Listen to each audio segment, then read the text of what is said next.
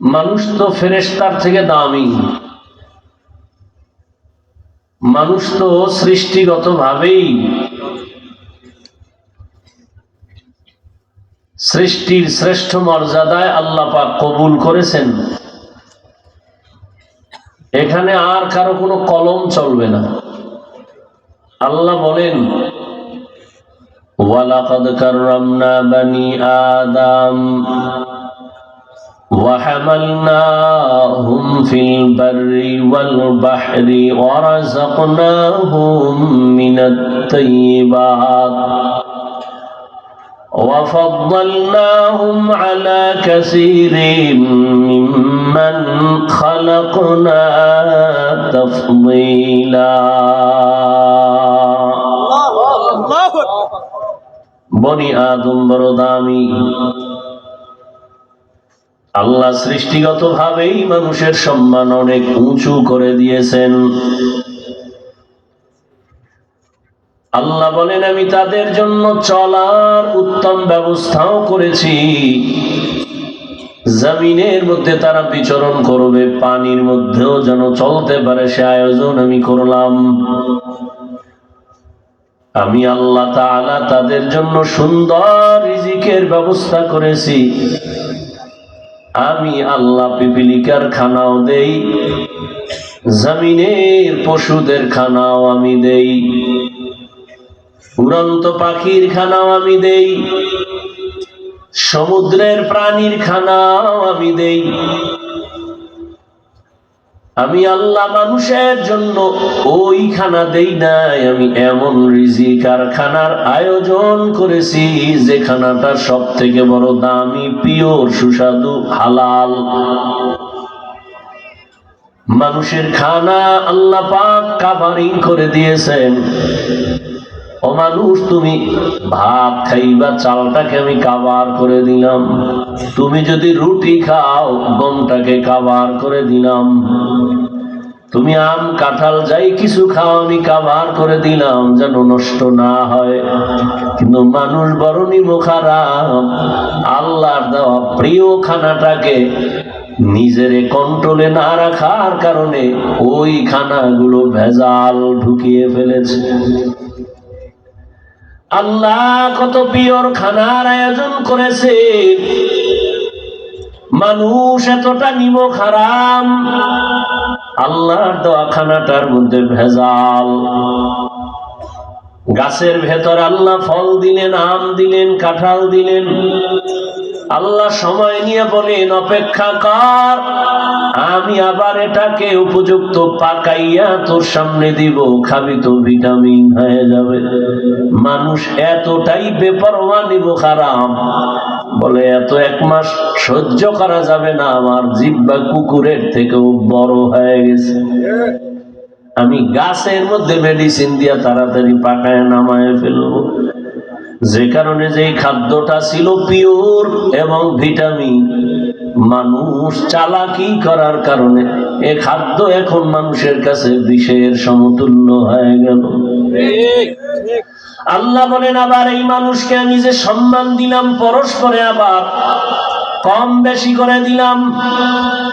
একের তুলনায় অন্যের মর্যাদা বেশি।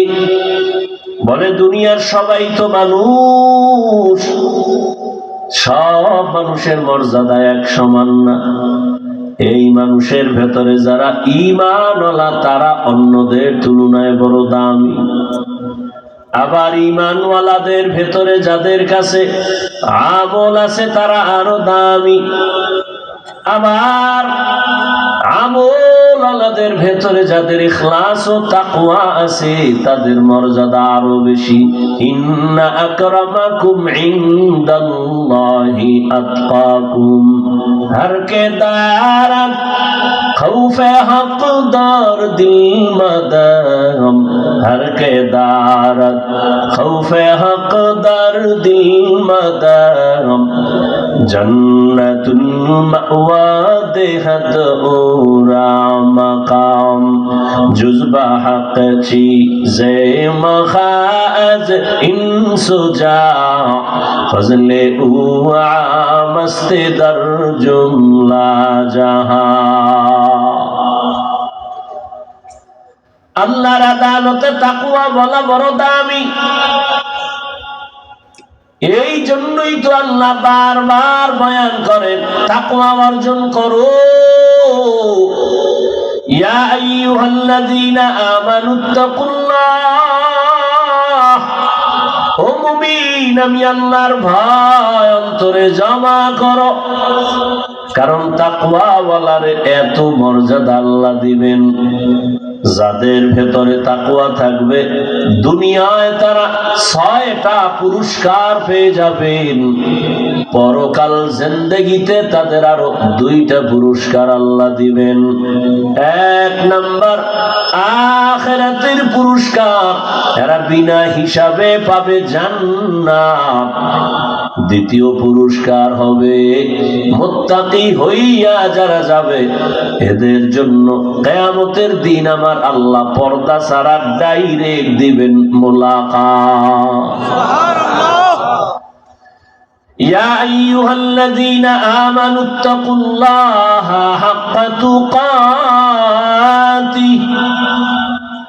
বারবার আল্লাহ তাকওয়ার বয়ান করেন। কোরআনের শুরুতেও তাকওয়া, শেষেও তাকওয়া।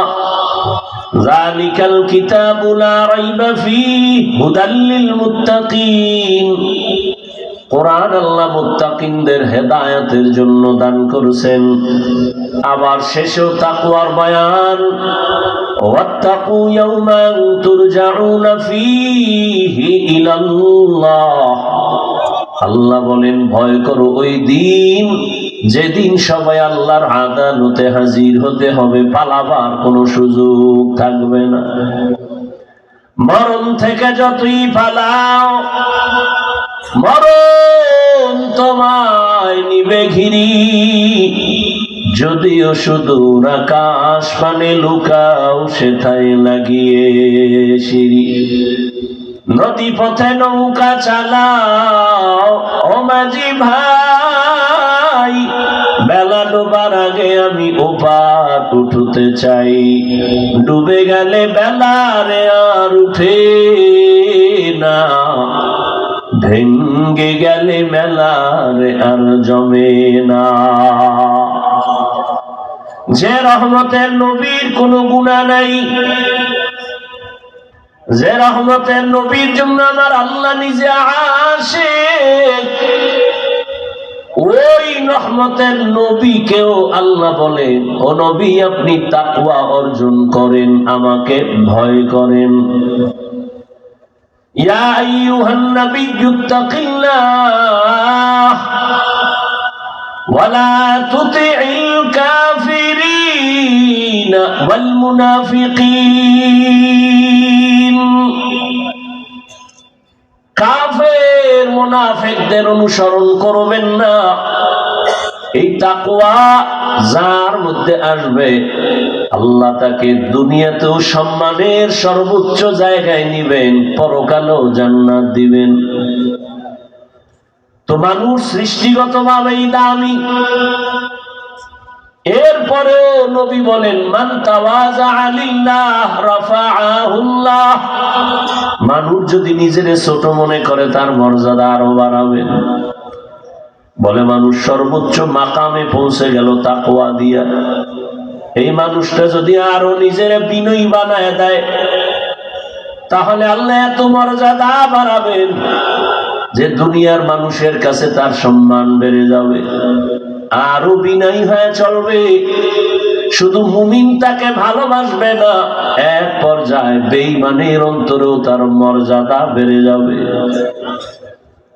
আরো যদি বিনয়ী হয়ে চলে তাহলে শুধু মুমিন আর বেঈমান না, অন্য যত প্রাণী আছে তাদের ভেতরেও মহব্বত বেড়ে যাবে। আমারে 5 জন মানুষ ভালোবাসে, আবার একজনকে লক্ষ মানুষ ভালোবাসে, মহব্বত করে। এটা এমনিই না, টাকার দ্বারা না। এটা একমাত্র কারণ হলো যে নিজেরে বিনয়ী করে চলবে, তার মর্যাদা বাড়বে, আর অন্য কোনো পুঁজি নাই। এজন্যই তো রহমতের নবী বারবার দোয়া করতেন, আল্লাহুম্মা জাআলনি ফি আইনি সাগীরা ওয়া ফি আ'য়ুনিন নাসি কাবীরা। আয় আল্লাহ, আমার নজরে আমাকে ছোট বানায় দেন, উম্মতের নজরে মর্যাদা বাড়ায় দেন।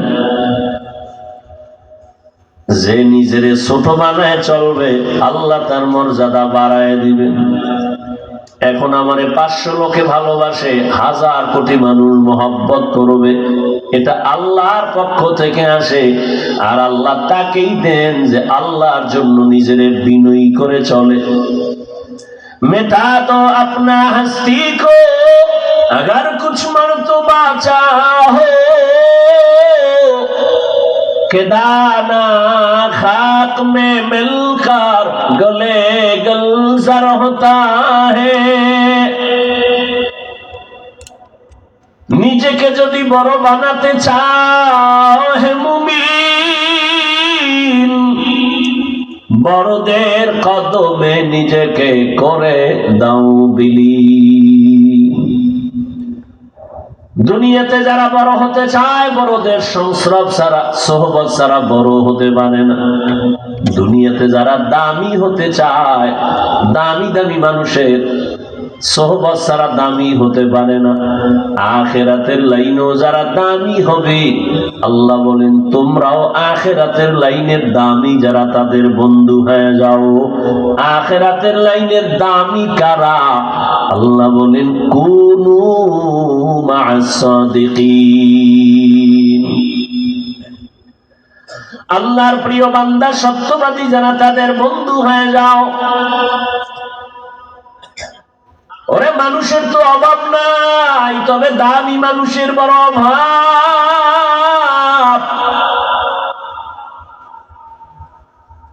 জমিনের মধ্যে মানুষ বড় দামি, তবে সব এক পাক সমান না।